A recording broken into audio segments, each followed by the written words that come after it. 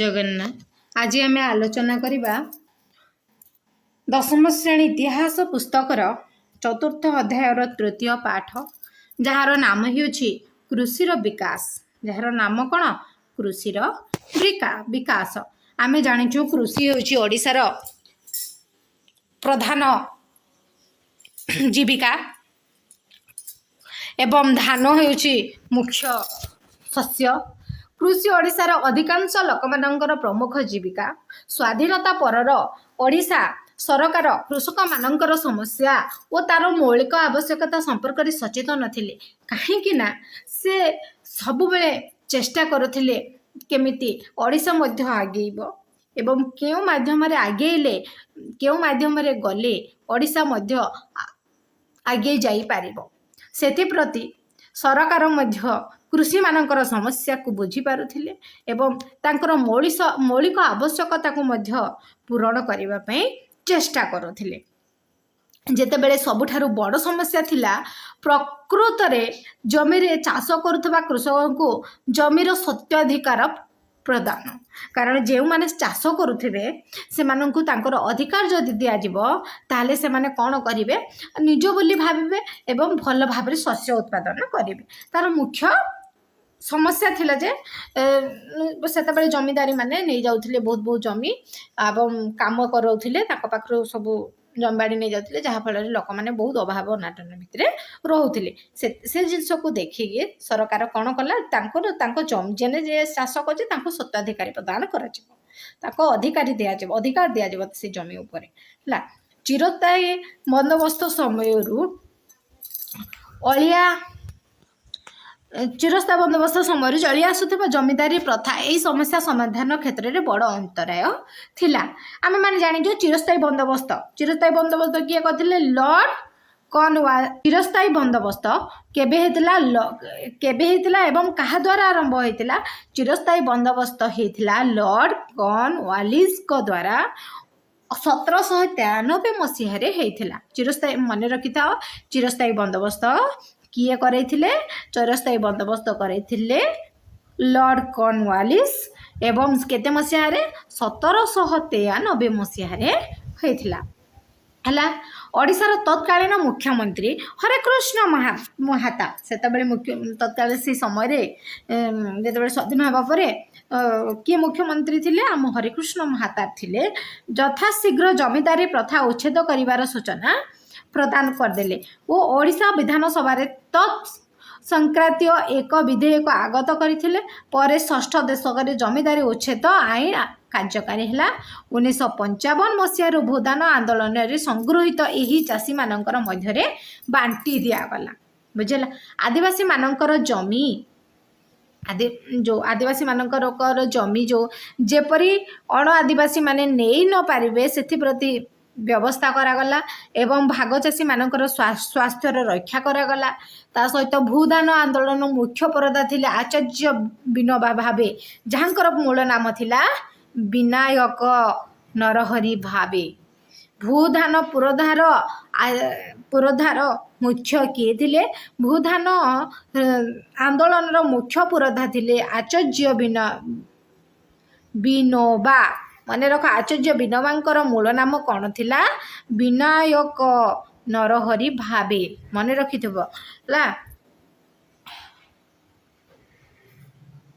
देख आम जानी जो भावे विनोबा भावेंकर भारत स्वाधीनता आंदोलन को अवदान और तांकर भूदान आंदोलन संपर्क में गोटे विवरणी करबो। जदि तमे माने मते कमेंट माध्यम रे जणैबो जे करबा पाई चाहिबो ताले मो तम पई विवरणी मते म देई देबी हला।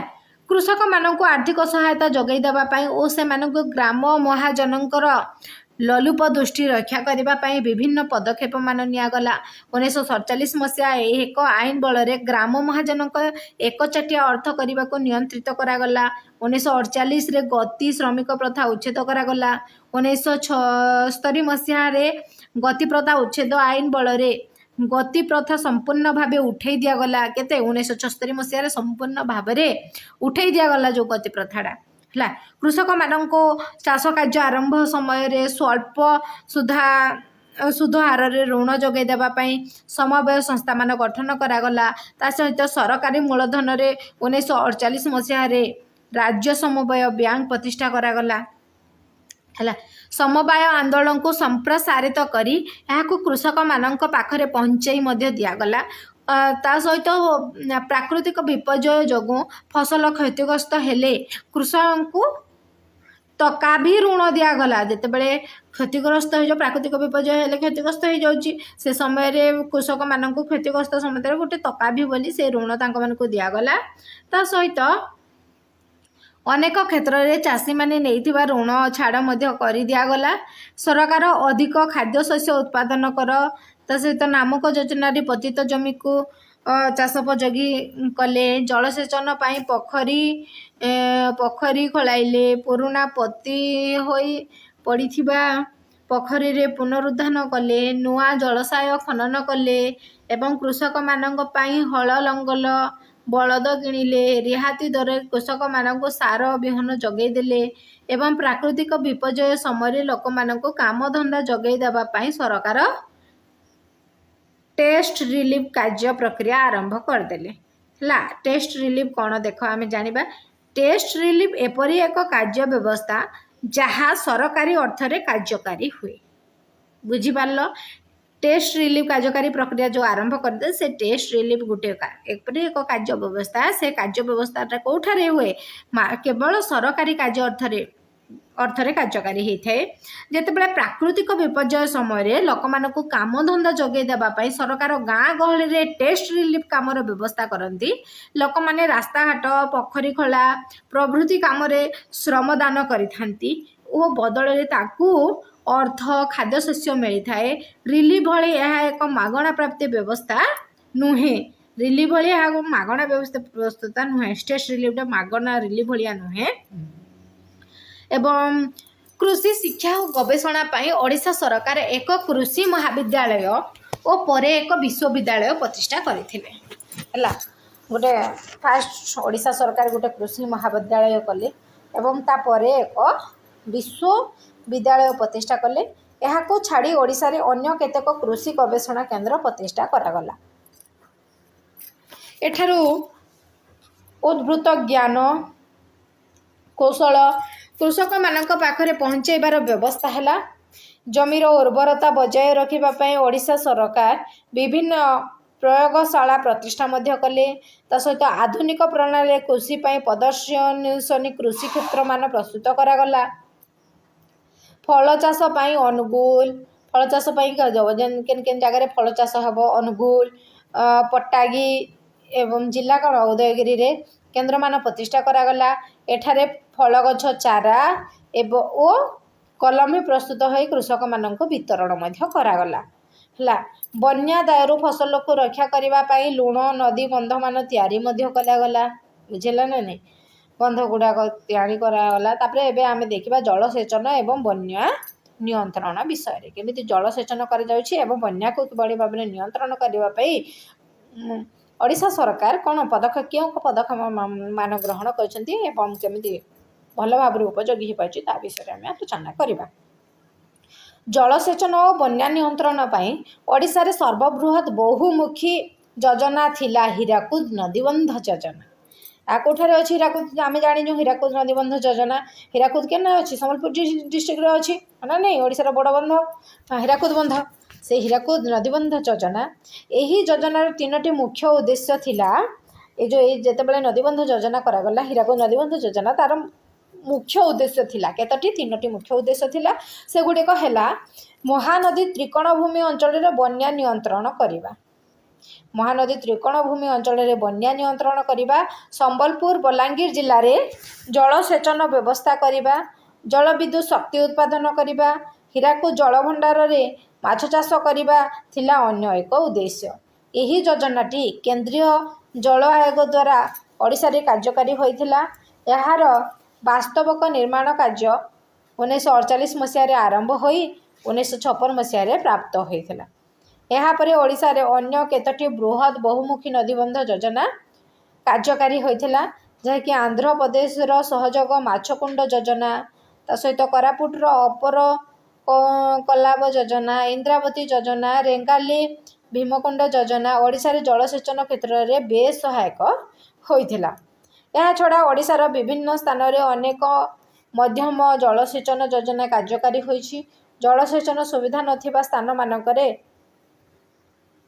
कौन अच्छी उठा जलसेचन व्यवस्था ता सहित कृषि व्यतीत ओडिशा सरकार गोपालन, मत्स्य चाष, कुकुड़ा पालन प्रभृति कार्य को प्रोत्साहन जोगाई दे चली। गोधनर सुरक्षा पाई गाँ गहल पशु डाक्तर को नियुक्ति मिली। पशु मान संक्रामक रोगरू रक्षा करने 1949 मसीह सरकार एक आईन प्रणयन कर सहित महानदी, धामरा, सुवर्णरेखा और चिलिकार मत्स्यजीवी मान सरकार विभिन्न भाव में उत्साहित आम जाचु। माछर संरक्षण पर माछ धरा केन्द्र मान पाखरे बरफ कल प्रतिष्ठा कर समुद्र और बड़ बड़ बड़ जलाशय मानक कौन ह्रदरू मत्स्य संग्रह पर धीवर मान सुरक्षा पाई आईन मान प्रणीत होइछि। पशुपालन ता सहित मत्स्य संग्रह, कुकुड़ा पालन क्षेत्र में ओडिशा विशेष अग्रगति करिपारि नाही। विशेष भाव में पशुपालन मत्स्य संग्रह विशेष अग्रगति करना किंतु एबे हेउछि ए सब क्षेत्र ओडिशा जहाँ प्राकृतिक सामर्थ्य रही तार ठीक विनियोग हो पारना।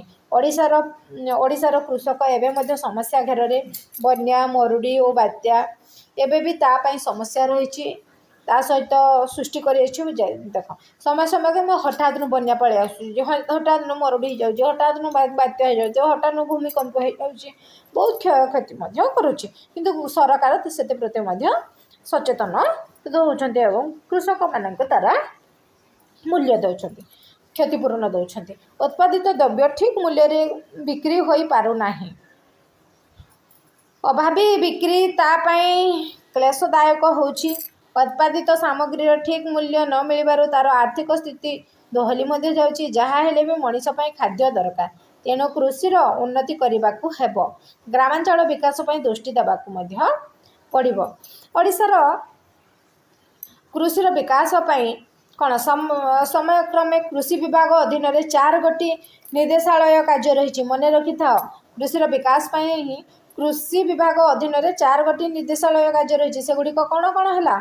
कृषि और खाद्यशस्य उत्पादन निर्देशालय, उद्यान कृषि निर्देशालय, सहित मृत्तिका संरक्षण निर्देशालय, जल विभाजिका उन्नयन निर्देशालय है, मत्स्य संपदर विकास पर मत्स्यपालन निर्देशालय कार्य करुच्ची। पशु संपदर उन्नति अच्छी पशुधन निर्देशालय, कृषर विकास क्षेत्र में सहयोगी भूमिका रही।